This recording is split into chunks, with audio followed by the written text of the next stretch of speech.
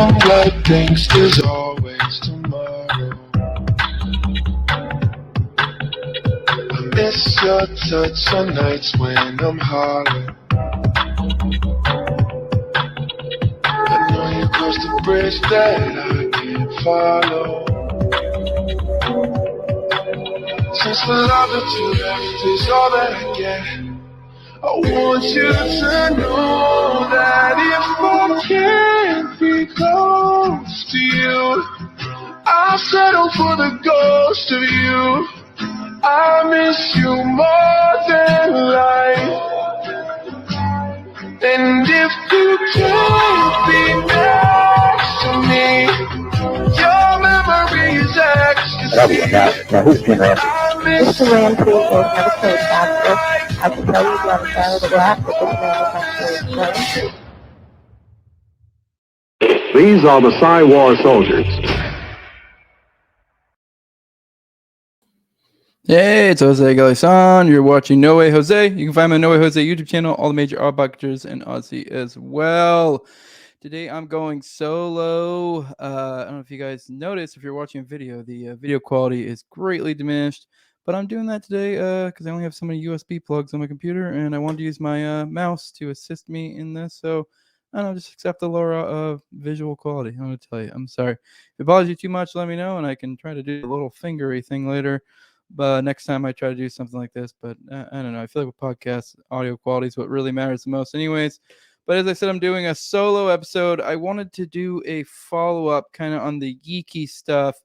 I wanted to kind of dig into some of the sources, particularly because I guess I saw a few responses, particularly to my appearance on Part of the Problem, about people kind of spouting the official narrative of the Yeaky story. So I kind of want to dispel that by presenting particularly the two best sources in my opinion, but I also am going to show you some other sources. I don't want you to think that these two in particular, which we're going to be focusing on, are what it's all held up on, but they are definitely the most important in my opinion. But I do want you guys know this works. This one I think I'll probably put up a little bit earlier than normal. For in relation to the whole paywall thing. I usually do it about a week later, but how this normally works is I have a live stream for my patrons, and then about roughly a week later it goes up publicly, depending on what content it is. My Four Ponies Boys stuff, that's all live. Every once in a great while, if I do some sort of current events thing, I'll do that. I'll not put it behind the paywall, but most of the time, if you want to get early access, you're gonna have to be a paywall, be a patron at patreon.com/NWJ2020. Lowest level is $2, highest level is 20. 20 of my sponsors. My sponsors are Mikkel Thorpe of the Expat Money Show. Also have Jeremy, who has an Etsy store, etsy.com/shop, says Raising Liberty. And you can follow him on Twitter at Jeremy Rhymes, and also my co-host on Tower Gang, Toad. You can follow him on Twitter at Tower Gang Toad. You can also find him on the Tower Gang podcast with me every Wednesday at 9:11 p.m. Eastern time. That's on YouTube, all the audio podcatchers as well, Odyssey. If you like offensive comedy, you might like that. If not, whatever, keep it moving. So Zach Overacker at ZOVERACK on Twitter, and then Mike Degalash. I appreciate all my sponsors. Appreciate you guys who just watch in general too. But also want to let you guys know, go to TopLobsta.com, use Jose at checkout. You can get those Yeaky shirts there. Real quick, 1 second, I can grab my charger. Just realized it wasn't plugged in, and I don't want it dying on me in the middle of this. All right, cool. All right, here you go. We want to get into the sources. Let me start out with, I want to go lay out. The two sources I'm referring to are Tanya Yeaky or Tanya Rivera, depending. I've seen both. I don't know technically. I mean, but, anyone who's been married, divorced, whatever, sometimes the last names can be sticky. I don't know technically, which is true, but she's been referred to as both in different sources. But essentially, that's the ex-wife and the mother of the children of Terrance Yeaky. She definitely was a big name in his, pushing the fact that she didn't think he killed himself kind of deal. We also have Ramona McDonald. I think these are the same person, but it's not necessarily clear in the sources. I'll let you know kind of where we're pulling these sources from is going to be a few ones today, particularly, but there are other resources out there. I have a CNN article that recently came out, which, I mean, if you've been following my channel, you're aware of that. And then I also have a Libertarian Institute. Actually, I don't think it's a Libertarian Institute. I think it's just on the archive. But this is written by guy, I forget his name. I'm having a brain fart right now. David Hoffman. He wrote this, I want to say it was like 97 or something like that. But these are probably, in my opinion, the two best resources there are out there that I've seen so far as, getting, decent, good sources there. And the other one, the last one this is a radio interview with Tanya. There's there's a lot that goes in there. And the reason why I want to go in this, the official narrative it seems to be, and I say official narrative, I don't even really know necessarily that this is like actually officially what it said. I think it was kind of like, to some extent, some of this is stuff that's murmured around, but essentially, roughly, the official narrative has become along the lines of that. What really happened was Yeakey was distraught over the Oklahoma City bombing. He also he had been dealing with stuff with his wife and kids, and I guess they were supposedly, sometimes you see it some places one way or the other, supposedly she had reported him for breaking a VPO, which is essentially like a restraining order, a victim protective order, I think, or something like that. So sometimes you see the claim that Tanya reported him for violating it, and sometimes that's not part of it. It varies. But yeah, some variation of that. And he found out about it and was distraught and knew he was going to lose his job and decided to off himself. I think, and I think most people, rightfully so, when they hear things like, hey, Tanya Yeakey and the family have been consistent in saying they think he didn't kill himself. And obviously the go-to is going to be, well, they're family members.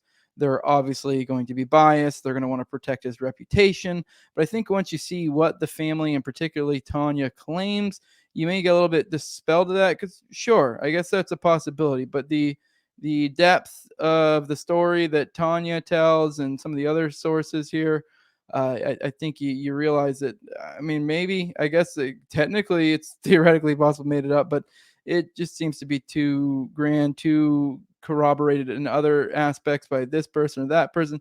It just, I guess, one of the things that just fits in too well, if that makes sense. So maybe that's just a little bit of bias speaking for me, but I think you can see for yourself what I mean when I go through these today. But as I said, I did want to also lay out some of the other sources that are in these two resources, I guess, the sources within the source, if you will, between these two articles particularly. Here's the list of them right here. Lashana Hargrove, the sister. And when I'm including these could be from the lowest level of, and I might provide a little bit of information for each one, but not extensive for, all of them. But these could be as simple as they just thought that he didn't kill himself, or, more. I'm not saying that any one of these individual sources that I'm pointing out in here are like bulletproof or whatever, but, obviously they build up a case. So I have LaShawn Hargrove, the sister of Terrance Yeakey. You have Steve Vassar, who claimed to be a friend of Yeakey. He was also a John Doe 2 witness. He was a fellow cop on the force with him. He mostly showed up in the newest article. I'm of the suspicion, after reading the old article and reading the new CNN one, I'm of the opinion that I want to say some of the anonymous people, particularly, or he may have been one of the anonymous people that are sources that Hoffman referred to, or that Yeakey, or that not Yeakey, but Tanya referred to. Possibly, I don't know. I'm of that suspicion, because he supposedly is a good friend. He claims that he thinks he didn't kill himself. His story is kind of interesting, the way his source works out. The way his story works out in the CNN article, it surprisingly ties into a lot of stuff. Also, Ramona McDonald / Ramona. I think these two are the same people. We'll probably get into that more when we get into Ramona. You'll see what I mean. But whether they're two different people or the same person, it kind of really makes a little difference. But like I said, you'll see what I mean when I get into it. Also, Don Browning, a fellow cop. Jim Ramsey, a fellow cop. I did notice something weird when I was kind of doing a little bit of research today. Jim Ramsey, if anyone's been paying attention to this, and you'll see in this, and if you read these articles later, I'm only going to read little snippets from this article. I'm not going to read the entire articles, but Jim Ramsey was one of the ones that seemed to be a lot of statements, particularly in relation to like publicly statements from Jim Ramsey. He seemed to be kind of backing up that sort of ethereal official narrative I was talking about earlier. He seemed to be the main guy. He also, additionally, unless I'm remembering this incorrectly, but I was just looking through it today, I'm pretty damn sure that he's also one of the ones that the family reported being essentially harassing them in the aftermath of all this. That he'd kind of show up everywhere. I mean, almost like a light gang stalking. So I mean, I don't know, but oh yeah, I left out the point I was getting at. So that was stuff you saw in the old Hoffman article. You also see in Tanya's radio interview. But in the newest CNN one, he was asked about it, and he was like, "No, I guess I don't believe the official narrative," which I guess that's not like a damning indictment of the against the official narrative or whatever, but it's still it's a little weird that why'd your story change? I don't know. I feel like there might be something there. Just thought it's interesting. There's also a redacted 2-page OCPD, the Oklahoma City Police Department report. Also a medical examiner's report. It's also reports of like another medical examiner one that was like got shooed away real quick. So I think only a few people seen it. But I don't know. That one's kind of almost like a myth. I've heard people mention seeing it. Not a whole lot to back that up. Also have Almar Jarahi, Yeekey's mother. Also Yeekey's girlfriend. He had a girlfriend at the time, according to the Hoffman article. Glenn Jones, who's Yeekey's brother-in-law. He's also the one who discovered the knife underneath the dash in the car, the bloody knife that they received a day after Yeekey's death. And was still with a bloody knife that apparently the so-called crime scene investigators didn't find.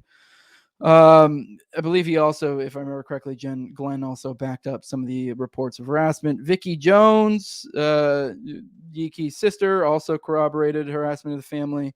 Then Mike Ramsey, who is a Canadian County Sheriff Deputy, who discovered Yeekey's bloody car. He's the one who called for the homicide detective almost immediately. Also, I was looking, I don't know how I never picked up his connection, but he also was with Yeekey, if I'm to take the word of Mike Ramsey as dictated by Hoffman in the libertarian that in that article. He was there with them that afternoon of his death, and then also ended up being the one who discovered the bloody car.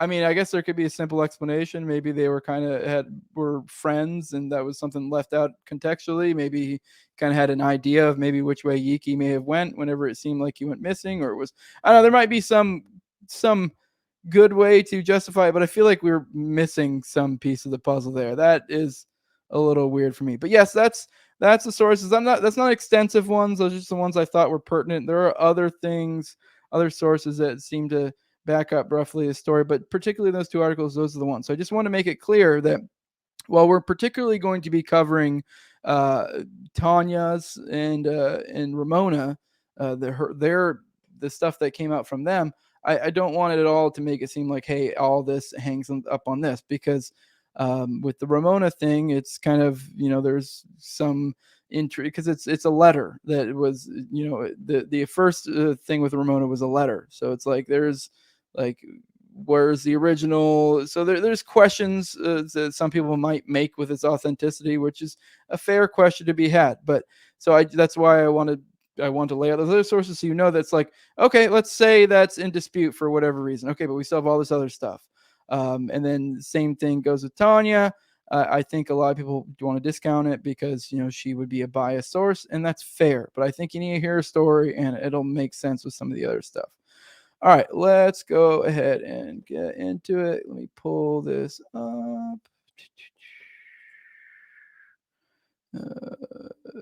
Okay. I got to share screen. All right. Here we have here. All right, into the stuff I was alluding to with the domestic violence. One possible factor was turmoil in Yeekey's personal life. He'd been married with 2 young daughters, but he and his wife divorced in late 95. According to records, Tanya wrote that Terry had beaten her, choked her, and threatened to shoot her himself and one of their daughters.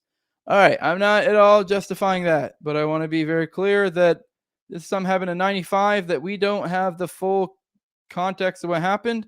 Also, even that aside, even let's say it is the worst case scenario, none of that precludes any of the other stuff. I mean, if we were to assume that this is, what it kind of is implied that he was murdered and there may have been some conspiracy at work, it's kind of like, well, of course, people would latch on to one, negative aspect in someone's personal life.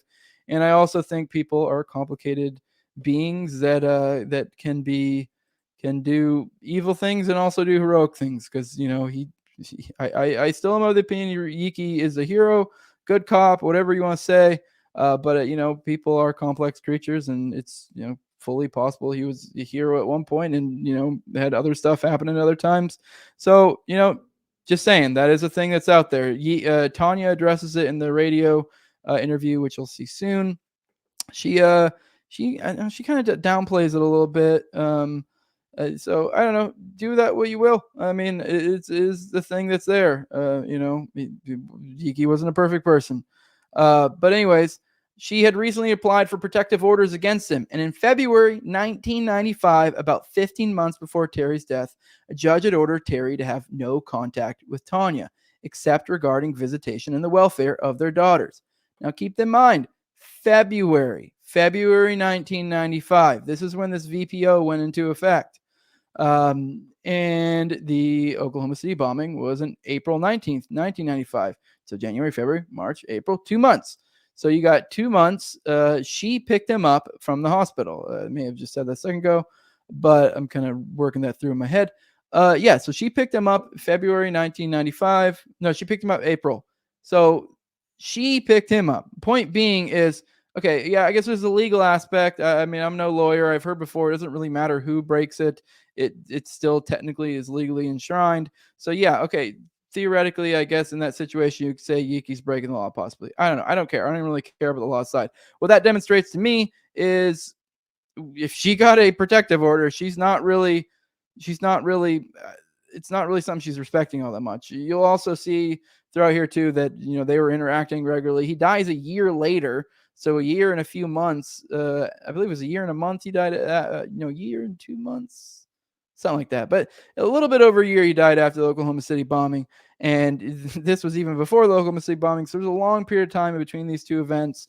They were, at the time they died, from all reports, from people that I find reputable, it seems that they were interacting regularly. They were friends. He was going over her place, she was coming over his. Like I said, you'll see that in the radio interview. All right, let's get back to this.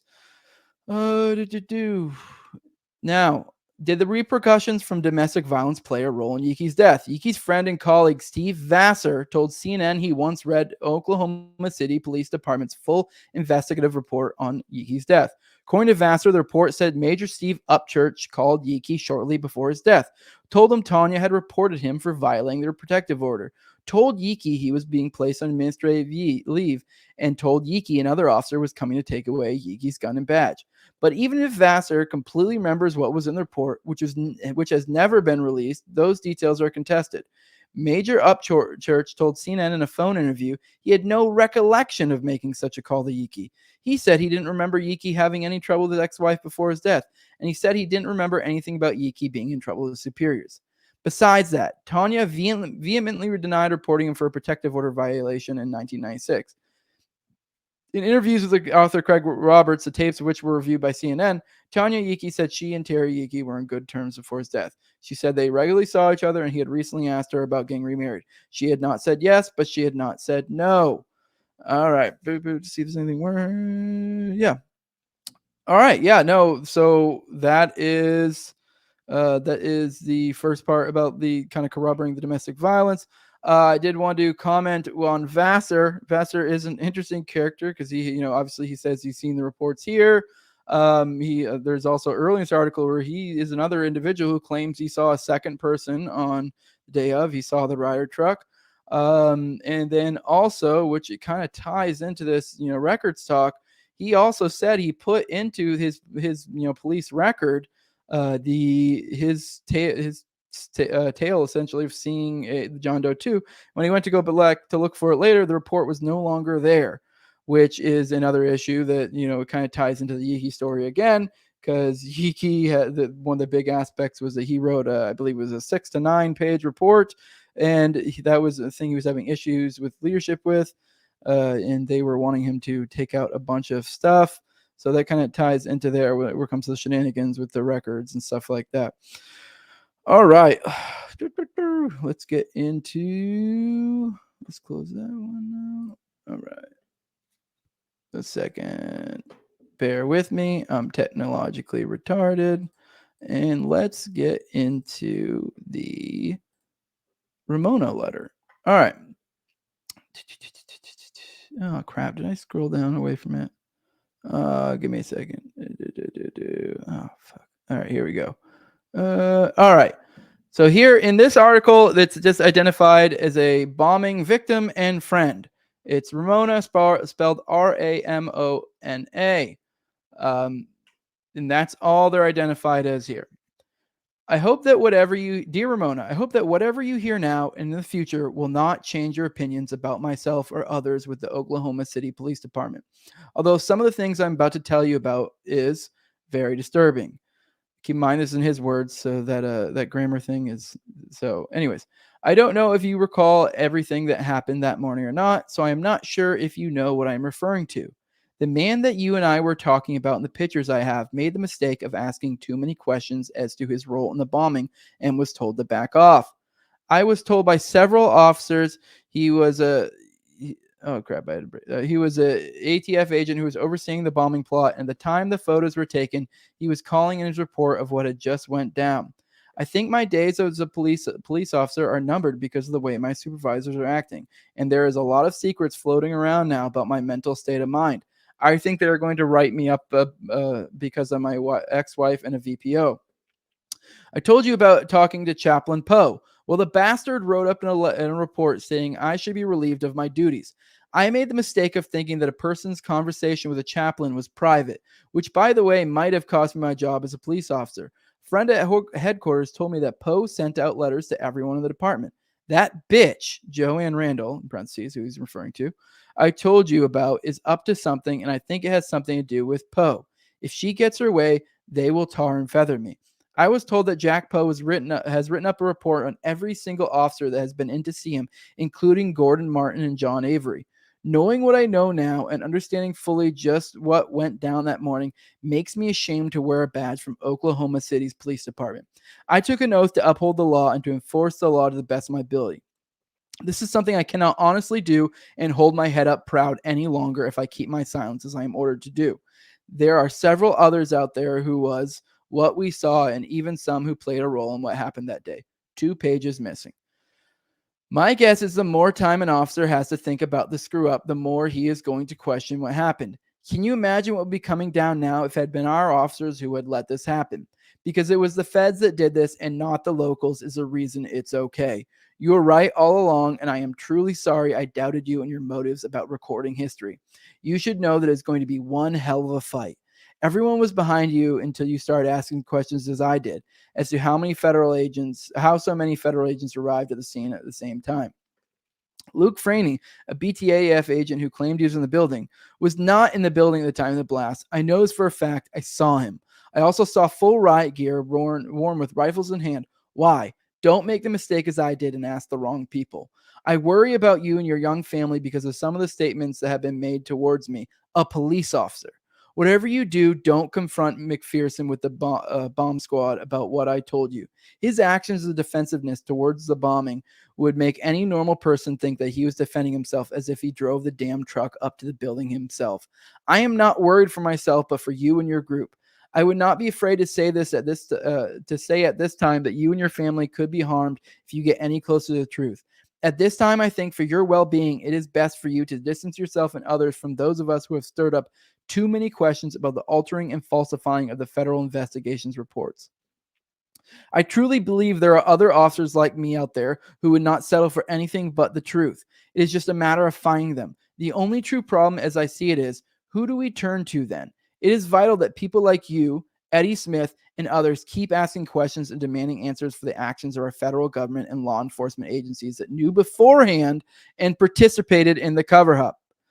The sad truth of the matter is that they have so many police officers that convinced that by covering up the truth about the operation gone wrong, that they are actually doing our citizens a favor. What I want to know is how many other operations have they had that blew up in their faces? Makes you stop and take another look at Waco. I would consider it to be an insult to my profession as a police officer and to the citizens of Oklahoma for any of the city, state, or federal agents that stood by and let this happen to be recognized as anything other than their part in participation in letting this happen. For those who ran from the scene that changed their attire to hide the fact that they were there should be judged as cowards. If our history books and records are ever truly corrected about that day, it will show this and maybe even some lame excuse as to why it happened. But I truly don't believe it will from what I now know to be the truth. Even if I tried to explain to you the way it was explained to me and the ridiculous reason for having our own police officers falsify reports to their fellow officers, to the citizens of the city and to our country, you understand why I feel the way I do about all of this. I believe that a lot of the problems the officers are having right now are because some of them know what really happened and can't deal with it, and others like myself made the mistake of trusting the one person we were supposed to be able to turn to, Chaplain Poe, only to be stabbed in the back. I am sad to say that I believe my days as a police officer are numbered because of all this. Shortly after the bombing, Yeakey appeared as ex-wife's. Oh, I jumped ahead. All right, yes, that is the Ramona letter. So, it's you can look into the if you God, I'm having such a fucking brain fart right now. But point being is this is the, Hoffman's claiming this is a letter he's seen. I've seen this used other places as well. I've also seen a video of the Jahari, the mother, showing it, displaying it. So I don't know the exact particulars. I've looked in the end notes trying to find. So I don't know. It's up in the air. I think it seems legit when you kind of tie into other things, but I want to make it very clear the whole case does not rest on that. Anyways, all right, let's move on. All right, let's move on to Ramona in the CNN article. This is where you'll see what I'm talking about it being two separate people, or being one person or two different people. 1 second, my kid is bugging me for some reason. All right. All right, McDonald. All right, this is Ramona. It's spelled differently here. Romona. Oh, I don't have it up real quick. Not that it really matters. Here we go. This is a CNN article. 1 second.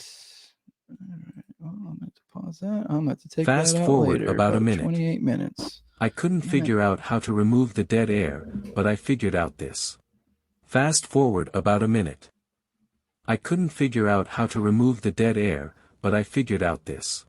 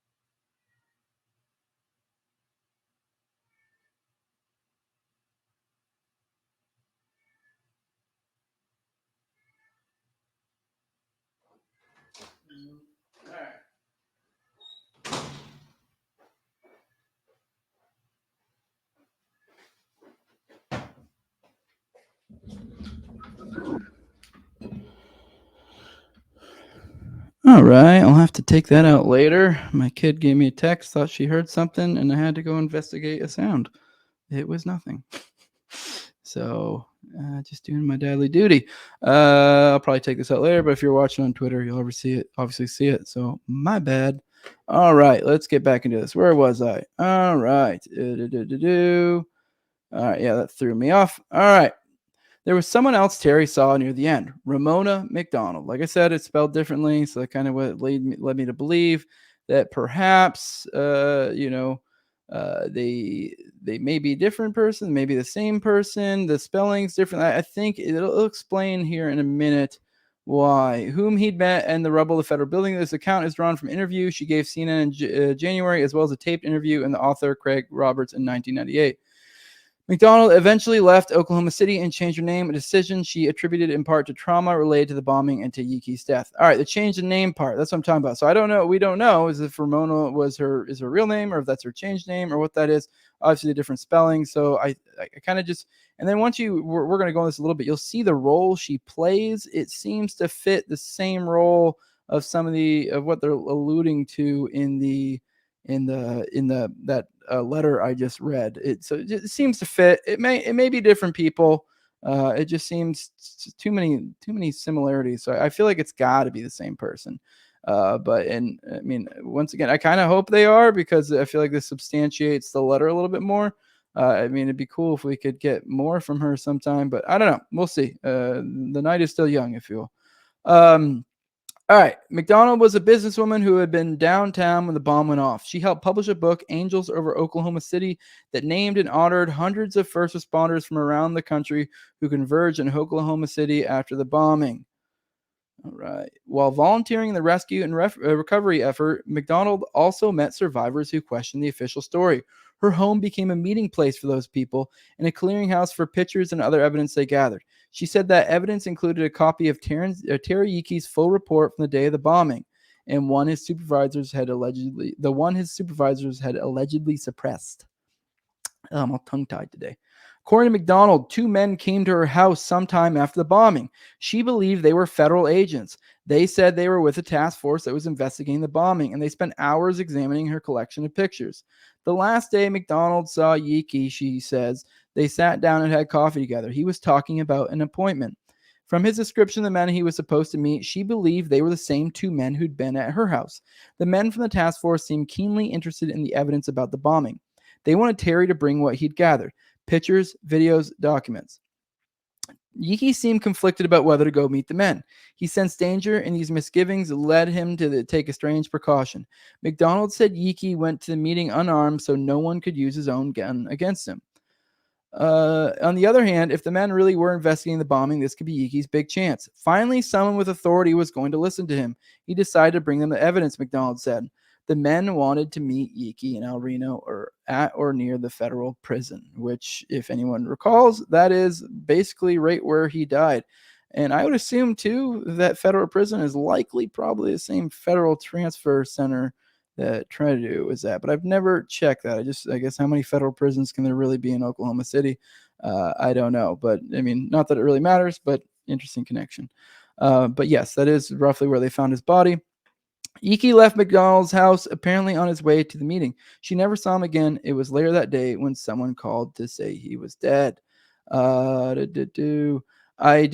going to get to the point in the article that says it, but this is something that was some aspects are in the Hoffman article, but some different aspects of this one. But it seems like some of those documents I referred to early in this little bit from McDonald. Conveniently, shortly after the death of Yeakey, she finds her place seems to be ransacked through the stuff, all the documents missing. Same goes for Yeakey's apartment when they go to check out his apartment after the death. There's a storage facility that Yeakey had that, all this, anything that would have mattered wasn't there anymore. Also Tanya's house, the same thing happened. So, all right. That's that. All right. I'm going to leave you guys out on this. 1 second. Stop screen. Prison.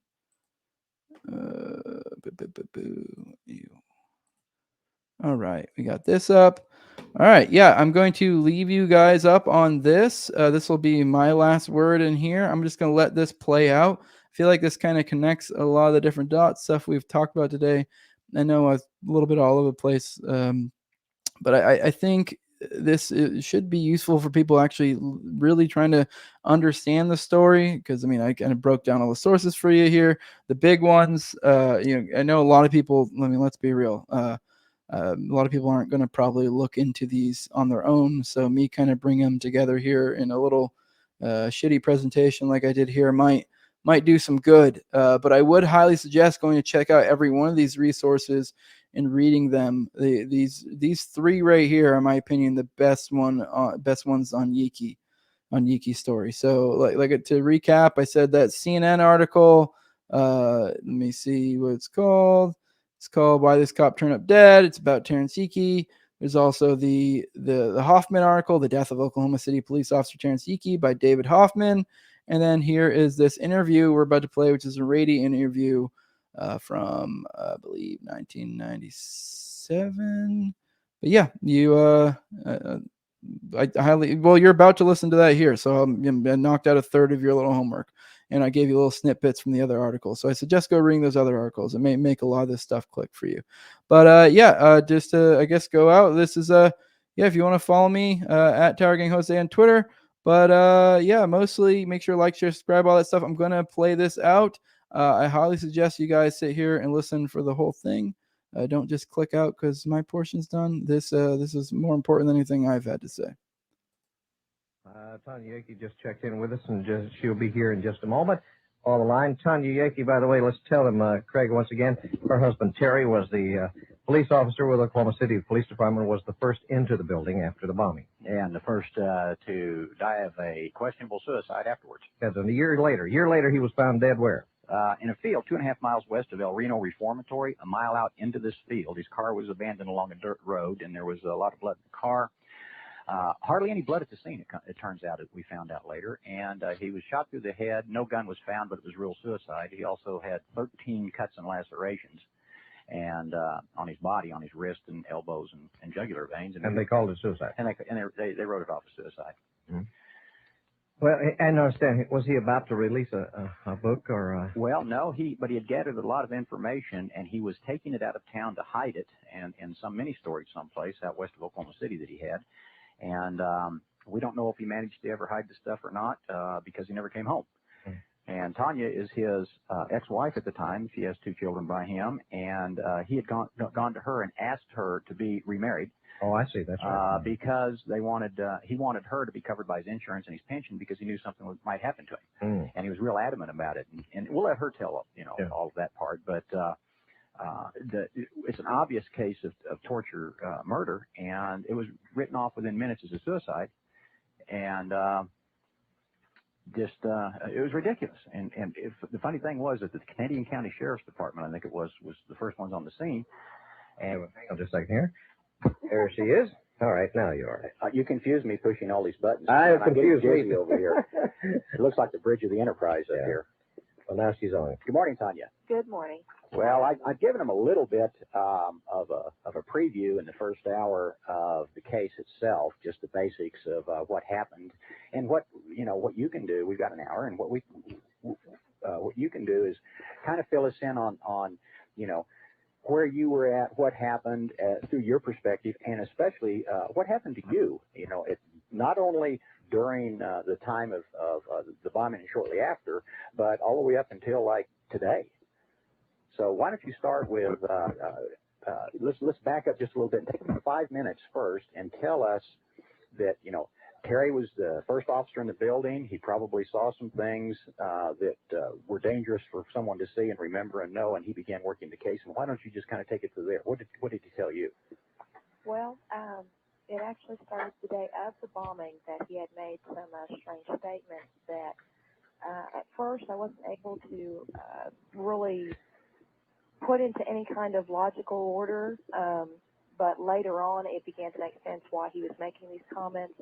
I picked him up. I got a call about 11:30, maybe 11:15 the morning of the bombing from Presbyterian Hospital. They said Terry had been injured, and I needed to come down there and get him.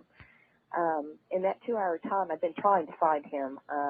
His computer in his police vehicle was not working. Nobody could get a hold of him. Nobody seemed to know where he was. So I was really concerned because I knew he worked that area early in the morning, so I was concerned and was relieved to get the call. So I went down there to Presbyterian Hospital, picked him up. The strange thing was his first statement that came out of his mouth was, "Get me out of this hospital. No matter what you got to do, get me out of here." I said, okay. He's very adamant. I didn't know at the time that I've been told later that he was threatened at the hospital. I didn't know where the source of threatening came, but that's what I've been told later on, about a year after his death. As soon as we got in the vehicle, and Terry had injured his back carrying Randy Ledger out of the building. Randy was a large man, probably almost 300 pounds, and he had fallen through some rubble. So he couldn't even walk, couldn't sit up. And as soon as they loaded him into the car, he got very upset, started to cry a little bit, and said, "Tanya, it's not what they're saying it is. They're not telling the truth. They're lying about what's going on down there." And I did try to press him a little bit, ask him questions, but he didn't seem very willing to talk about it. It was just kind of a comment, it's not what they're portraying it to be. From that point on, it was about 2 or 3 days later, after the bombing, he had asked me to take him down to the site. And mind you, Terry couldn't even walk. He really was not in any shape to go down there. But he kept insisting we needed to go back down there, said that we needed to go at night when we could not be seen. And people would just recognize us easily. I didn't understand the reason for that, but I didn't ask a lot of questions either because he just seemed unwilling to give a lot of information. We did go down there, probably between 9:30, 10 o'clock, and he said that we were going to go look underneath where the daycare had been. There was something he wanted to see under there and get a picture if possible. As we went down there, we were stopped, and I can't remember which personnel it was, but I know definitely it was either ATF or FBI. I just cannot recall what the name was on the back of his jacket, but it was one of the two. And Terry had attempted to badge his way through, and the guy told him no. Then he said something a little more specific, like, you're not supposed to be back down here, something along the lines that made me realize the two of them recognized each other, and the interaction was very antagonistic. I think had I not been with Terry, he would have said a little more to the man, and maybe been a little more forceful about getting through, but it seemed like he thought better about it since I was with him, and we left. And then he asked me as we got in the car that I not be seen down at the site. And mind you, I worked a job that might require me to go down to the site. But I did not because he was very adamant that I not be seen down there at any point in time. The entire year after that was lots of strange incidences, lots of strange comments from him. About 15 days after the bombing happened, I got a call from his supervisor, Lieutenant Joanne Randall. And she's being pretty hostile, pretty aggressive, and asked me where Terry was, told her he was not there. And she said, you tell Terry that if he doesn't get that other report in, that he's going to be reprimanded if he does not get that in by the end of the night. Who was this? This is Lieutenant Joanne Randall, and this was his supervisor, direct supervisor at the time. Now, let me give you a little filler in there. In this time frame, Terry had written a 9-page report. I know that he wrote a 9-page report. I saw it. This is the only report, however, that I've ever asked him to read that he did not let me. I didn't understand the reason for that at the time. It was, I've ridden with my husband, you know, on ride-alongs. We talk a lot about what had happened at work. You know, I've read reports about the prostitutes on 9th and Francis. You know, just meaning that nothing was really all that sacred. You know, if I asked about it, usually he was pretty forthcoming in telling me about it. This time it was an absolute no. He didn't want me reading this 9-page report, and that's an awfully long report. I don't ever know too many police incident reports that are that long, but his was. As you look back on that, do you find that as his way of protecting you by making sure that you didn't have that knowledge? That's what I believe. That is what I believe. At the time, it was strange to me, but 2 years later, it comes into perspective really clear that he did not want me to have any knowledge of what was going on down there. Okay, so now she wants a second report. She wants a second report. And like I said, this is not hearsay. I got the call. I know what she said to him. He had told me, and I want to say it was maybe, about the 11th or 12th day that he had came into the house and was really upset, just mad. Said that they supposedly lost his first report. It was just missing. He was furious.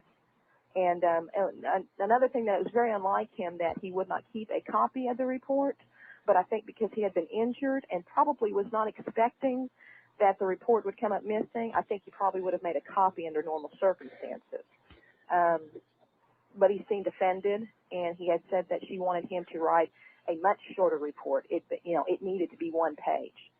He was being dictated, obviously, what to write in his report and being told to take a lot of things out of it. Now, people have to understand that when you turn a report in, first thing it does, it goes to your supervisor, then it goes to Records Division, and they make multiple copies for various locations. So to lose the report, the supervisor would have to lose it, or they would have to go to these multiple locations that they know the report's at and get rid of all the reports. Right. Now, they want a second report. That lends me to believe that they want a different report, because they've already threatened him by now. Yes. And so now they say, that's not the report we want. You'll write it, but you'll leave out such and such. That's my theory. Right. Okay, go ahead. And I agree with that for certain reasons of other things that have gone on. I know Terry was being threatened with disciplinary action all over the place for lots of things concerning the bombing. They won't fess to this, but this, in fact, was occurring. And the report was the first thing that I know about that he was threatened with disciplinary action. Okay, I'm trying to get my train of thought here. And, you know, jump in, ask me any questions you want as I'm going along. I'll help you on this since I know the story. Not as well as you, but fairly well. Let me ask one quick question. Tanya, have you ever told this story before on radio? Yes, I have. Oh, you have? Yes, I have. Did you have any reaction from it? I'm sorry? Did you have any particular reaction from it? Particular reaction As from in it? threats, telephone problems, takeouts, whatever. Oh, yeah. Well, you know, I've gotten used to it over 2 years. You know, it doesn't seem so new to me anymore. Did you do this at an Oklahoma City station? No, I have not.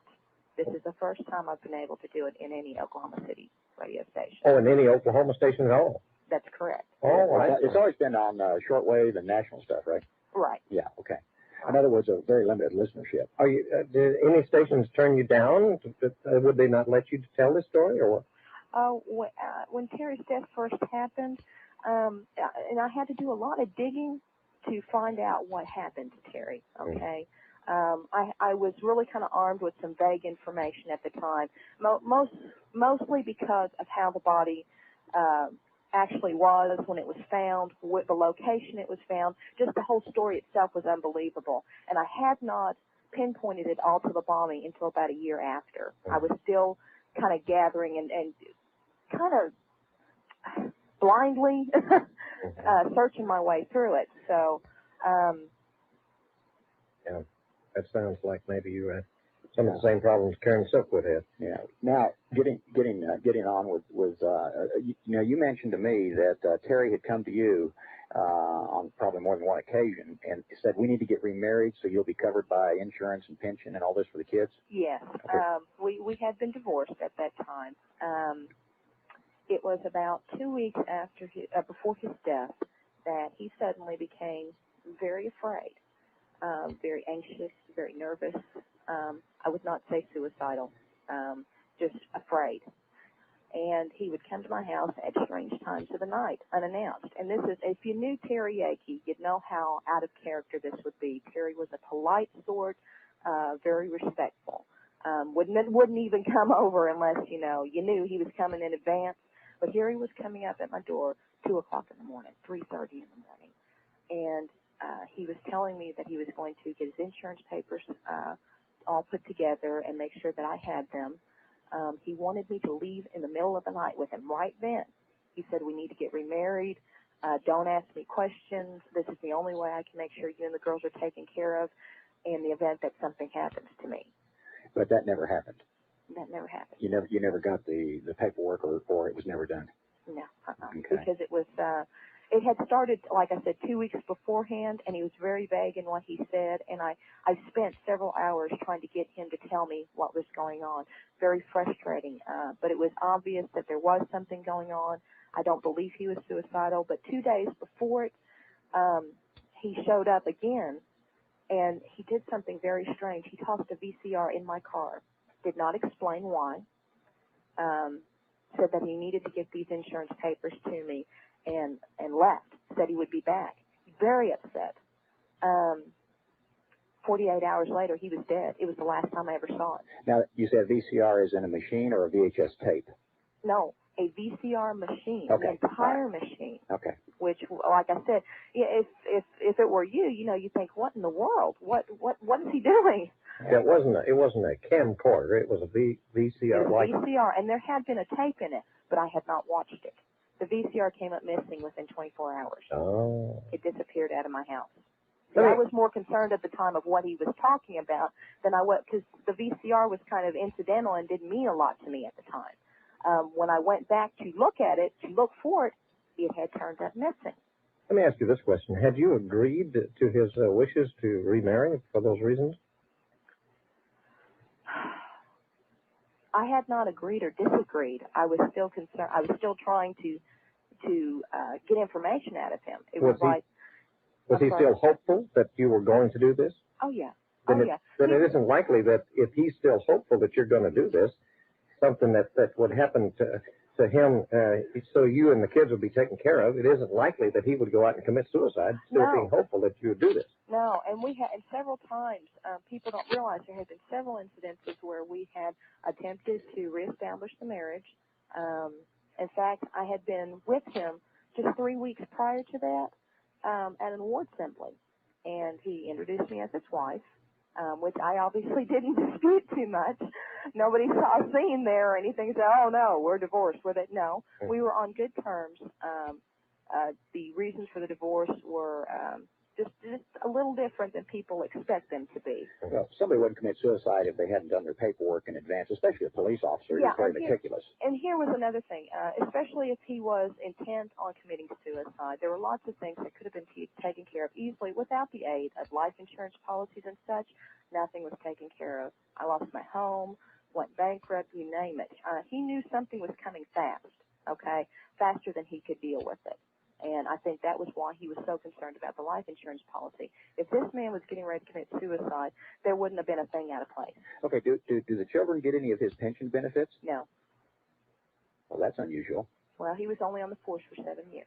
Well, still, that's I'm not sure how that works anymore. But it used to be that a officer's children, even in a divorce situation, still got benefits. Well, I can tell you that the children were not paid anything. They were, in fact, it was very obvious the police department was very unconcerned with the children, more concerned with trying to promote a story that simply wasn't true, such as he was a distraught officer, was divorced, wasn't able to see his kids, all kinds of things that simply weren't true. And I was very confused at the time why they were doing that. It was all a shock to me. I mean, I got bombarded pretty quickly, so it was pretty overwhelming. I knew that there was something going on, but I had no idea that, God, how do I say that it was so critical. I knew, but I didn't expect what happened. It just happened all too fast. How old are the kids now? They were 4 and 2 at the time of his death. They're 6 and 4 now. Okay. So now, during this time, we're talking about a 12-month span here. Mm-hmm. Terry was being called into headquarters. He was being told to get off the case. He was being threatened by his own people. Oh, yeah. Can you elaborate a little bit on that, or what was really going on there? Well, there were some very other obvious statements, like Terry had said that if it were not for the fact that he was pictured in many pictures worldwide, running from the building, saving people, that they would have said he was not even there on the site. I think what initially got him started into it was, yes, he did see some people that shouldn't have been there too quickly, because Terry was there within 30 seconds to a minute after the bomb blasted. But initially they were trying to discredit people that were down there. And there was another officer that had helped Terry pull some people out of the building, and they were trying to deny he was down there, which was the first reason why Terry had attempted to get a copy of his report, was to prove this other officer had been down there too. He started saying that there were officers that were not at the site that were being recognized as heroes. There was all kinds of conflicting information that he was having a problem with. So I believe that he was looking into this. He just made too much of a deal of, like, there was supposed to be an officer that went to go visit President Clinton in behalf of OCPD. He said adamantly she wasn't even there. There was a lot of this going on. I don't think he told me the specific parts, but it was very obvious because he became very secretive during that time. Entire attitude change. I have never witnessed this, and like I said, he'd been on the force for about 7 years. So, you get kind of used to the police mentality after a while, but this was nothing I'd ever encountered with him before. But yes, what I was told about a year afterwards, when I had a private investigator look into it, is that Terry had film footage, pictures, which I do support that belief, because Terry carried a camcorder, cameras, you name it, in the back of his vehicle. Most likely that he did take pictures and did document what he saw and probably was following up on it. There was lots of strange, our cars were coming up vandalized. The house was coming up vandalized. He and I both were coming up on 4 sets of flats, like several times. I mean, we had people putting nails in our tires, breaking our back windows, just strange, bizarre little things that I wouldn't have, put in place with the bombing as any kind of retaliatory activity. But after his death, it continued, okay? Terry kept saying during the year that we had been being monitored by the police department. I didn't understand why anybody would be monitoring him. And you have to bear in mind that, what I know at this point, I did not know at the time it was occurring. Okay, now, obviously, both of your phones were tapped because you had some messages on your answering machine that shouldn't have been there? Right, that happened after his death. Because, Messages like what? Well, this is really odd, but it would be recorded messages of me either having a phone conversation or me having a conversation with another individual in person. Someone would have taped it and would play it back to me. Somebody was, in other words, if you were standing on the corner in front of Walmart talking to someone, you might have a first-hand tape of that played back onto your machine. Exactly. Yes, and I had That's that scary. happen. It is. It's an invasion on you. You realize that you're not so safe. Well, they were trying, and that's what they were trying to tell you by saying, look at what we can do without you even knowing it. So you better watch out. All right. See, and another thing, I don't know if Craig had mentioned this, but it was just the first 24 to 48 hours after his death that I demanded to speak to Chief Gonzalez, because I was being lied to about the wounds to Terry's body. They simply told me he had shot himself in the head, and I did not get a call until May 9th. They didn't even call me and let me know that he was deceased. Okay. Okay, now what day was it that he supposedly was deceased? May 8th. May 8th, and you didn't know till the next day? I didn't know till the next day. His sister had been out looking for him all day. They had her involved in it. They never contacted me. The only way I knew is that family finally called me the next day. The mother of his children, wasn't even told. We're going to take a break just a second. I want to tell people who they're listening to in case they just tuned in. We're talking with Tanya Yeakey.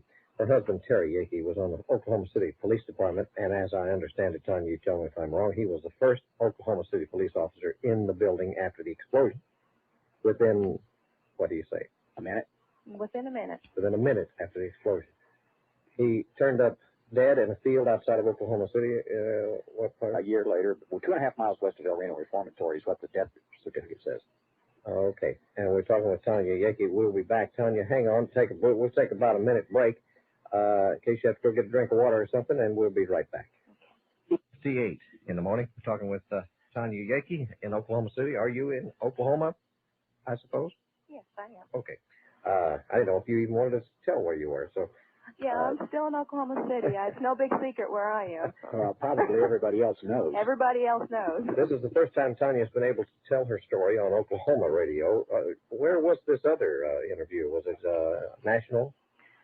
Yes. Okay. I've done several talk shows that were aired more out of western states, out towards the California area. I see. Okay. Now, Craig, go ahead. Okay, now... Craig Roberts is with us, by the way. No, I'm not. You're not? No, I'm never here. He's on tape. I am Joe Schmuckatelli, and I work for Ken Rank. I guard his house when he makes phone calls to Arkansas. You're making me feel awfully vulnerable here. Good, because everybody needs to be a little bit paranoid, Ken. All right. No one can say we don't have a sense of humor around here at KGB headquarters, you know. Okay, now Tanya, to get back to the more serious stuff here on the scene. I want to take this chronologically. Now, over the period of this year, Terry was called in several times, and various people in the chain of command pretty much counseled him or threatened him. What levels are we talking about here? What ranks, what positions did these people hold that were telling him to get off the case? I can tell you specific people on that. One was Lieutenant Joanne Randall, the main supervisor. Then there was Major Steve Upchurch, and then it went through to Sam Gonzalez himself. I know Terry wound up in Sam Gonzalez's office so many times in that year because of what he was doing with the bombing. And probably the orders came directly from him. Is he still there? No. He retired. Gone. He's retired. Now, how long ago did he retire? Oh, gosh. I want to say it was maybe about 6 months. I don't think it's been a year since Sam's retired, but it's been within the year, I'll say that. Yeah, now he was the chief at the time of the bombing, and he also has some other laurels on him that we'll get into when we go to the scene of the crime. And Upchurch is who? Now, Joanne Randall was Terry's lieutenant? Yes. And who is Steve Upchurch? Steve Upchurch was basically his upline. That's Lieutenant Randall's supervisor. Captain, Major? Major. Okay. Major And now you had a chaplain involved in this, didn't you? Yes, we did. And what was his name? Chaplain Jack Poe. Okay, and what was his part? Well, apparently all the officers that had been down at the site were required to speak to the chaplain. And Terry was under the impression that whatever his conversations with the chaplain was, because of the nature of his position, were confidential. Apparently they weren't, because everything that was stated, and I think Terry had been very honest with Chaplain Poe. Anything that he saw, what he felt about it, he shared with him. And it is my understanding that a report was written up on anything that Terry and several other officers had to say. And I don't want to identify who any of those other officers were. Right. So, Chaplain Poe had intimate knowledge, apparently, of what Terry had seen as well. Okay, now some of the things that he may have seen, we're talking about, we're going to have to speculate a little bit, but we have reports of what was supposedly seen by various people in the building that had gone inside. There was at least one, if not two, large pits in the building where explosives had gone off inside and blown down and up. Right. And one of them went through like the parkade area and took out a lot of reinforced concrete. And I've had several people that were inside the building tell me they saw the same thing. They called that the pit. They weren't describing that little bitty crater out front. They were talking about a big hole. Right. And now we also had, of course, Jane Graham talks about these guys that she saw putting some kind of putty material on the columns, and not all the columns went down, so we can assume there's possibility he saw some of this stuff still on columns that did not go off. Mm-hmm. We're just speculating here. As an investigator, this is the questions I would ask and go and try to find the answers to. And possibly explosives still in the building. I've heard several people say that, but the problem is the people I've interviewed during the investigation and afterwards when I was involved, they didn't really know anything about explosives, and they wouldn't know a tow missile from a torpedo. So, you know, we hear that, well, this is what it was, and then when I say, well, describe it, well, then it doesn't fit what they said what it was. They were just told that was what it was by somebody else that didn't know. So that's kind of a really gray area. You know, if somebody said, well, I was in the military, I was an engineer, and I saw 5 boxes of C4, then I would say, gee, that's a good sighting. You know, it's almost like talking about UFOs. You know, what did you see? Well, I saw light in the sky, you know. So we don't know exactly what he saw, but he saw something that really scared him, really bothered him. And when he came out, he talked to people that should, like you said, shouldn't have been there and were. Mm-hmm. And so he had knowledge that became dangerous to political figures. He had knowledge, you know, we've got the government's main thing is we didn't know about it, and there's only 2 people involved. I mean, they're sticking to that no matter what. Right. And if you have paid attention to the storyline that they have printed on Terry, most of it was this reluctant hero, okay? Mm-hmm. And the reluctance was in that he knew that there was more going on, but they were trying to cover it up. He didn't want to be seen as a hero. He didn't want to be even associated with it. The awards, the recognition, it disturbed him a lot because he felt if anybody could be called a hero that hadn't even been down there, had sat on the sidelines and not even gone in the building and helped anybody. And I'm talking police officers. I'm talking agents. He made that statement to me on several occasions. Just really disgusted with it all and resented being told to write another report. He saw whatever he saw, which he did not share that part with me, but he resented being told to clean up his report. He felt like he was lying. Okay, let's do something.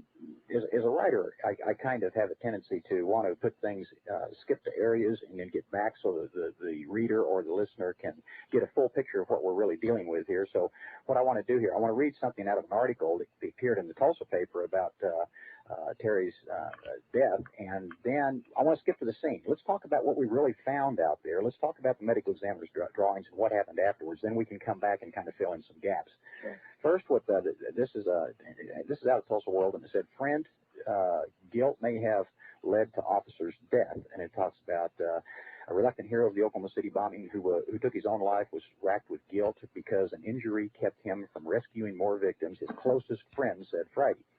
This is a quote. The federal building claimed 169 lives. A tearful Officer Jim Ramsey said it just got another one. Now who's Jim Ramsey? Oh, boy, you're going to open up a can of worms. Well, let's try to keep it short. I'm sorry, what did you say? Let's try to keep it short because I want to go into the next point here. Sure. Mr. Ramsey is another police officer. I can tell you beyond a shadow of a doubt that this man was not Terry's friend. They had a very hostile relationship at the time. Racked with guilt is just totally untrue. Terry was not racked with guilt over his injury received. He was racked with guilt over what he was not being allowed to say. So this AP story that he was his closest friend already is lying in the first 2 paragraphs. Flat out. Okay. Then it goes on to Sergeant Terrance Yeaky, 30, was found Wednesday in a field near his hometown of El Reno. He had apparently tried to slit his wrist, then shot himself to death. I want the listeners to pay attention here. There's the 2 points they're trying to make, that he slit his wrist and he shot himself to death just 3 days before he was to have received the department's Medal of Valor. Ramsey and Yeaky were among the first Oklahoma City police officers to reach the scene of the bombing that killed 168 people and so on and so forth. Now, let's go to the scene. Now that we've said that, let's jump to the scene and let's see what we find there. Why don't you take it from when they found his car and they started looking, and when did they find out he was an Oklahoma City policeman? We're talking about the Canadian County Sheriff's Office here? Yes. That the whole story is in conflict, Craig. You might even be better to talk about that part than I am. I know that his body was found earlier than what they stated it was. Canadian County, I think it was around 1 or 1:30 that they located the vehicle again and the body out there. I'm not sure. I don't want to get into specifics that I don't know about because I'm getting secondhand information on that. Okay. But I do know the body was found a lot earlier than that. Now, this is 1:30 in the afternoon? Yes. Of the next day after he disappeared? No, this is the 8th. This is on the 8th. Now, I understand that what he did is he talked to some friend and says, I've got to take all these records and all this stuff, and I'm going to hide them out of town. I'll be leaving town. I'll see you later. Mm-hmm. But I have to stop by the police department first because they want to chew me out again, basically just, cutting to the chase here. Then he called again and said that he was being followed, and he had to shake the people following him. And did he describe them as, what did you say, feds? Yes. Okay. He says, feds are following me. I got to shake them, and then I'll see you later. And he never came back. And that was on what day? That was the morning of the 8th. Morning of the 8th. And so in the afternoon they found him? Early afternoon. Of that day? Of that day. Oh, okay. Quick finding, considering the location being out at Fort Reno in a field. I thought they did some impressive investigative work there. Well, in police work, we would assume that that came from an anonymous informant calling a dispatcher and saying there's a dead guy in the field. Yeah, and I have heard that that was what occurred, though nobody's fessing up. Okay. Yeah, and the car itself was filled with so much blood that apparently when they did open the doors, it just spilled out all over the place. It was on the driver's side, the passenger side, in the back of the car, had even filtered down into the cracks of the window, just an enormous amount of blood. So somebody was trying to put up a struggle. Yes. Okay. Now, that can't be, because I'm looking at the medical examiner's drawing here, Tanya, and it says superficial cuts on the wrist. Superficial means very shallow. Right. Yeah, we'll get into that, right? I mean, this gets more bizarre, folks. I mean, this really gets bizarre. Okay, so take it from there. The car had the blood in it, and then what happened? Right. There was so much blood at the car, but at the scene where his body was actually found, there was very little blood. Okay. And of course, I don't know if they know that his wrists were slit, his upper arms at the bend of the elbow were slit, and then of course his jugular was slit in 2 different places, in addition to the angle shot of the gunshot wound through the head. Okay, now what kind of gun did they find at the scene? They will not state what type of gun. Okay, now because it was not his gun. Well, now the way I get the story here recently is, I won't say the source, but you know who it is. Yes. Is that, and I didn't know this until the last couple of days, is there was no gun found at the scene for at least an hour as the deputies, and I guess El Reno police were searching the area, and obviously they were very incompetent, because when the FBI showed up later, they found one within a couple of minutes. Yes. Okay, all right. It sounds like a Vince Foster deal to me. Was this a car or a truck? No, it was a car. Car. It was a car. How tall a man was Terry? Terry stood about almost 6'3", 6'3", 275 pounds. You've seen him in that. Have you seen him in that very car before? Sure. Where does his head come to on the, as far as how much headroom does he have above? Not a whole lot. What kind of car was it? It was a Probe, Ford Probe. Okay. So we got the Jolly Green Giant and a Ford Probe. Yeah, and he kind of liked it. Okay. So his head came within what, 2 inches of the top, the roof? Yes. When he drove. Yes. He was quite hulking in this small car. I'm making that point for a reason. So go ahead. Okay, where do we want to continue from here on this? You said there was blood, a lot of blood found in the car, but none found at the scene outside of the car. Yes, and that's correct. The scene is exactly how far from the car? The scene was 1.5 miles from the vehicle. Now, to get to that area, you had to go through a field, a ditch, and under a fence? Yeah, it was. I went out and I looked at the area.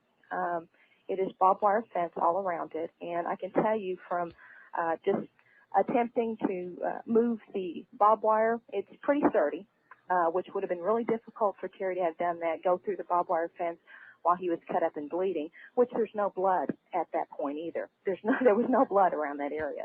There was not a trail of blood from the vehicle to no trail anywhere. of blood. Okay, now the angle of the gunshot was from the top right, above the eye line of the right temple, down through the left cheek.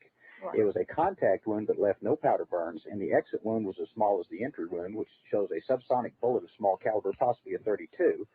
And yet Terry's normal service weapon was, what, a 9mm Glock? 9mm Glock. So, this does not compute already. And now let's jump ahead beyond that a little bit, so, because we have to capitalize on our time here. Sure. Now, Terry was not taken to the medical examiner's office. The medical examiner came to the scene. Is that correct? That is correct. And he did his drawings from what he saw at the scene. That is correct. But he left off a couple of things. He left off some rope burns on the neck and some handcuff marks on the hands. Yes. Okay. And on the ankles. On the ankles. Yes, there were some rope burns on the ankles. Okay, so he's trussed up and thrown over a fence and drug out in this field. Obviously drugged. We know that. Why? Because you found out later, totally by accident, that there were some mud and grass in the wounds. Yes. Why don't you tell us about that, and tell us how superficial these cut marks were. Oh, well, and actually, I'm correct on something. I found out by accident twice. Oh. they came from two sources. Okay. And then there was an additional third one that had told me his body had been drugged from one location to another, and about there being no blood at the scene. And that person was a law enforcement officer. Let me back up here. Let me keep me in line. That's where the question was. I wanted to make sure to put that in there. Okay. Now, he was examined at the scene, and the Chief Gonzalez came out by helicopter, along with an FBI guy. Who was that? Bob Ricks. Bob Ricks, who's now the head of the Department of Public Safety here in Oklahoma, appointed by Frank Keating. Right. Okay. Now, they show up, and within how long was it before all these FBI agents came in and took over the scene? Oh, from what I'm told, almost immediately. As soon as they got there, the El Reno and Canadian County sheriffs were shooed off the scene, practically escorted, and I was told about 9 vehicles of federal agents came in. But now, wait a minute. The deputies didn't find a gun, and they've been there about an hour or more. Yes, they had, and I was told there was almost 30 police officers look out there combing the area for a gun. Found none. Okay. Didn't even find a knife. So when did the gun come into scene? Immediately, like 5 minutes within the other agents coming on the scene. Suddenly it was, oh, here it is. Y'all just missed it. But we still don't know what kind it was, and no one can see it. No. Okay. Do you know who it was that actually said that, or something akin to that? Here it is, you've missed it. Who actually said No, that? I don't know the actual person. Do you know it was a ATF or FBI? No, I do not know that either, but I do know, at least let me put it this way, I have been told that there were some ATF at the scene. Mm-hmm. And I won't state which particular ones that was, but I have been Of told. course, the person who found it was not necessarily the person who could have thrown it out there. Of course not. That would never happen. Not in the real world, okay? Okay, now the body is taken not to the examiner's office, but to where? To Pollard Funeral Home. Okay, and what happens there? His body was stitched up, cleaned up, makeup put onto it. And mind you, the family was totally unaware that the body had ever made a trip to Pollard Funeral Home. It was supposed to go to Restwater Funeral Home in Watonga. Okay, now no autopsy was done to medical. We're talking a police officer out of Oklahoma City that generates all this attention, but he doesn't even go to the medical examiner's office. There's no medical examination done other than the sketches, and there's no autopsy. Right. Okay, so he goes to a funeral home instead, where they stitch up these superficial wounds. Why'd they do that? You got me. Why was the OSBI not involved in this at all? I'm sorry, I couldn't hear. OSBI, why were they not involved in this? Well, I don't know that they weren't. Oh, I see, okay. So, well, you haven't checked any of their records to find out why he went to well, my OSBI agent, my OSBI contact said that they didn't even know about it until afterwards. Oh, really? Yeah, it was on federal property. That's the problem. So right. They were probably never even called in. In fact, by then they didn't want anybody there. Isn't that odd that it would be on federal property? Yeah, and especially yes. now telling you, Terry didn't like this area, did he? No, he did not. We lived in that area. Terry grew up in that area. I remember him at one point in time saying that lots of bad things went on over there. It's right across from the prison. The federal government owns all that land. He wouldn't have been caught. Oh, excuse me. I was getting ready to say he wouldn't be caught dead there, but I guess he was. This would not have been someplace he would have gone. He was actually superstitious about this place ever since he was a child. Yes, he was. Yeah, so it would be frightening for him to even be there. Yeah. So if somebody knew that would be a place they would want to take him to interrogate him. Absolutely. Okay. Yeah, if anybody that knew anything about him would know Terry'd been very vocal about that place before. Okay, so and we found out that one of the reasons that these wounds were stitched up is because they couldn't even use embalming fluid on him because the wounds were so deep. Oh, actually, that was correct, Craig. Yes, that is right. Okay, so that means the superficial notations on the medical examiner's drawings are not correct. Right. Okay, so now we've got all these cut wounds, which would any few of them would have been fatal, and then we have this gunshot wound that goes the wrong direction through the head. Mm-hmm. Okay, and then we find out all about none of the scene shows up. I'm telling you what I did last night is I had a friend of mine, Tulsa police detective, I can't name, came by. I showed him my case file on this, and he read it, and he looked at me and he said, "What is this?" I said, "Hey, here's the letter from the chief of police in Oklahoma City when I asked him to reopen the case and gave him all the information. This is the letter," and he read that, and I'll read that paragraph right now. This is from Chief M.T. Berry, who replaced Gonzalez, and it says, Okay, hang on just a second. Let me, we're taping this show, Tony. Well, we're probably being taped by a lot of places, Ken. We can just order one from that's probably true, but they won't give us one. Yeah? Let me jump in something here really quickly. I want to back up to the fact that I had gone to go visit with Chief Samuel Gonzalez about 24 hours after I was aware that he was dead. And Chief Gonzalez and me, we didn't quite see eye to eye on the nature of his death. And I was very put off by the fact that Gonzalez never expressed any concern that Terry was deceased now. I told him that I was concerned about why they would lie to me about the wrist slitting and the upper arms being slit and the throat being cut. That information was totally not given to me. And I had to call back because I got a call from a police dispatcher who I won't identify that tipped me off that his body was badly beaten and there were these additional wounds rather than just a gunshot wound. Gonzalez denied knowledge of any of those cuts, especially the neck cut. And I actually think he was just surprised that I knew it already. And the conversation got a little bit menacing and intimidating right at the end when I told him that it was very obvious that his opinion why Terry was dead and my opinion differed. Mind you, I didn't even know why at the time, but I just knew that we were not going to agree on a suicide. But from the very beginning, Gonzalez acted as, he did not act as though he was remorseful or sorry to talk to you and say, Tanya, we're sorry, I don't know what to say, I'm sorry that this happened. You know, none of that. Nothing. That rhetoric was not even there. No, did not even exist. I would have, That's odd. even if I had contradicted him, I was surprised that he did not say, I'm very sorry you feel that way, or, you know, Terry was a good officer, you know, he'll be sorely missed. None of that. Absolutely not. He wanted me to believe that it was marital problems that he was distraught over, and he denied that Terry was having any problems at work. Flat out denied, which I knew was untrue. And I let him know that I knew that was untrue. And as I got up to leave, in fact, the last question he asked me when I made that statement that we differed on our opinions, he said, well, why do you think Terry's dead? Well, he wants to find out what you think or know. Exactly. Oh. And there was such a degree of menace in his tone, I got up, I left his office. I thanked him for his time, and I left.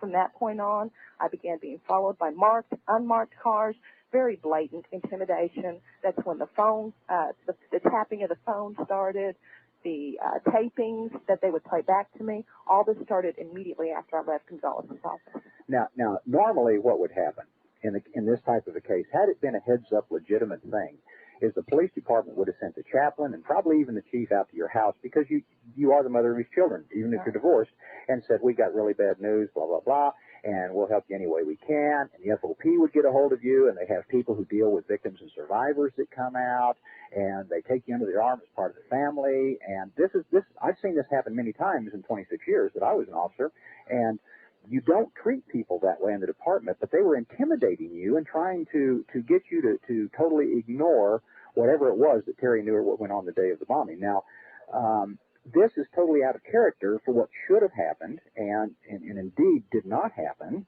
And then, just to cut to the chase here, I write this letter that's 3 pages long outlining everything we've talked about. You read the letter. Mm-hmm.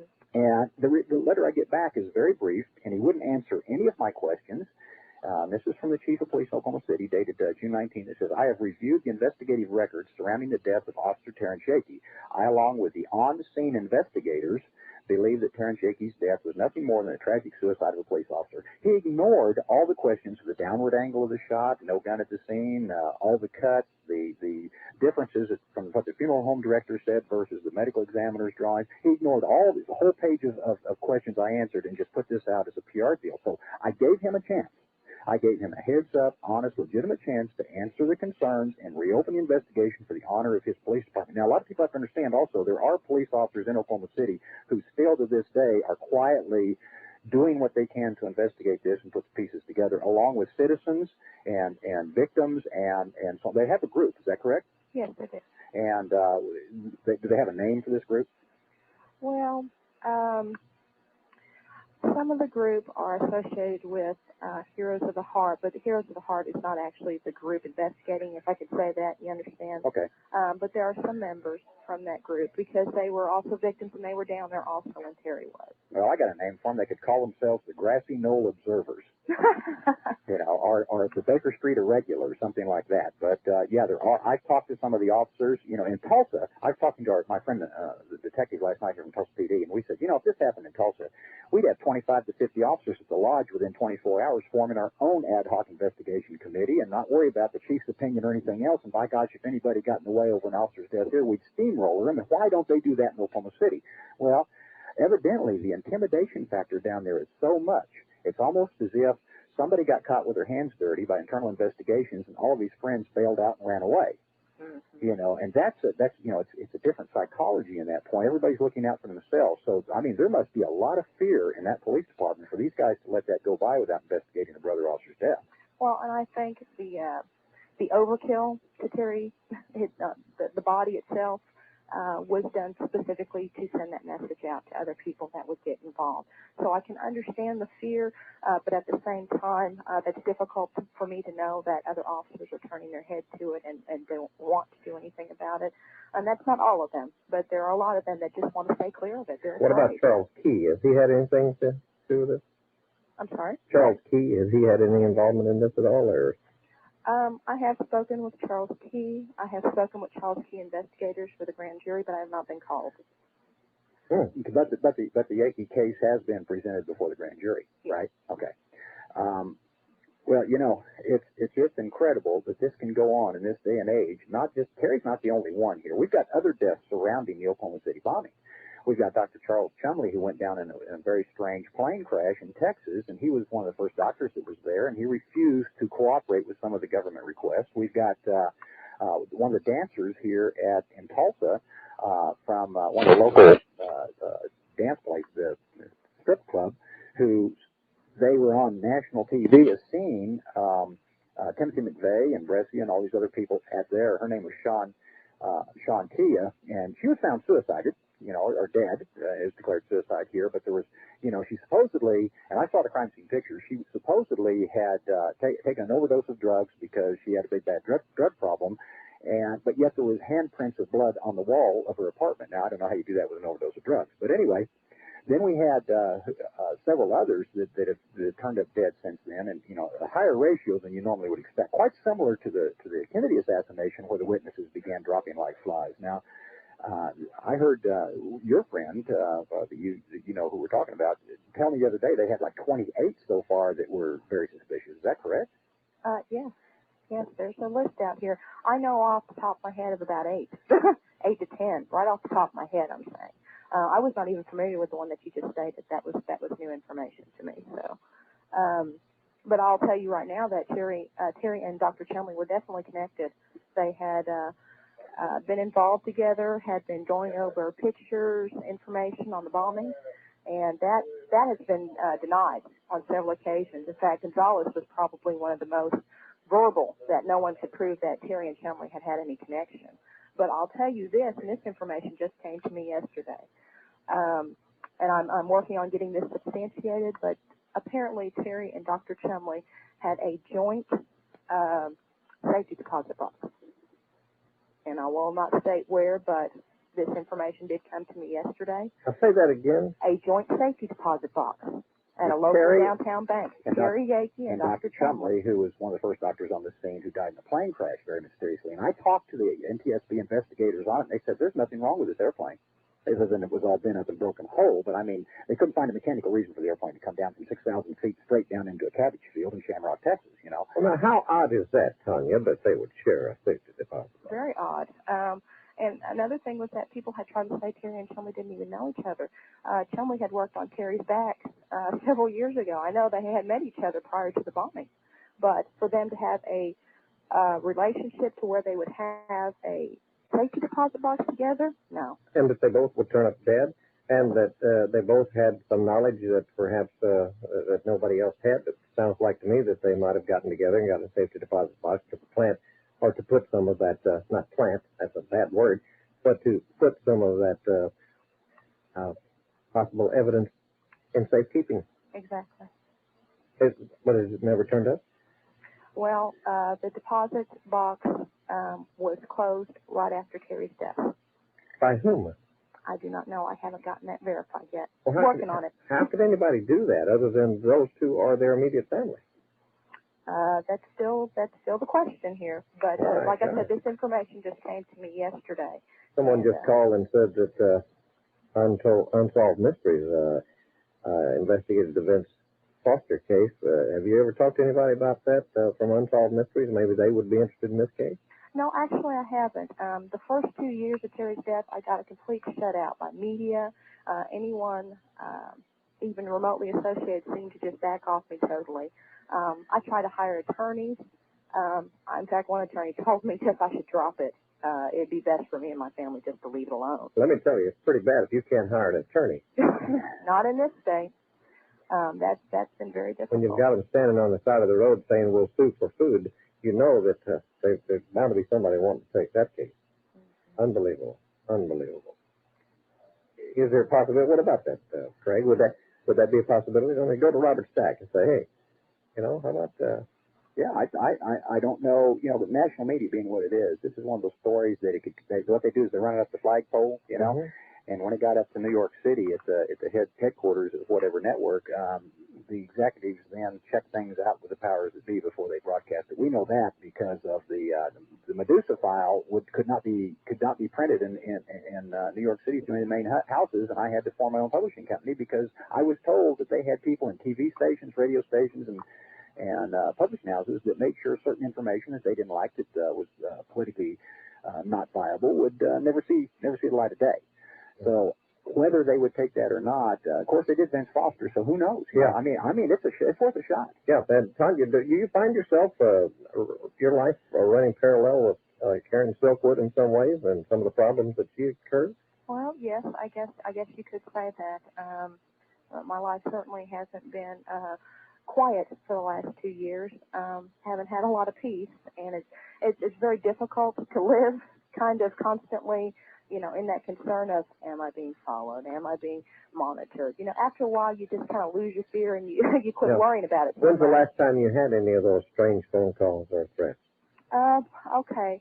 I've received a few threatening phone calls this year, within the last few months, but they're very vague, non-specific phone calls, very hard to go to police or anybody in authority about. The phone calls, as far as the taped messages, probably stopped around March of this year. I haven't received one since.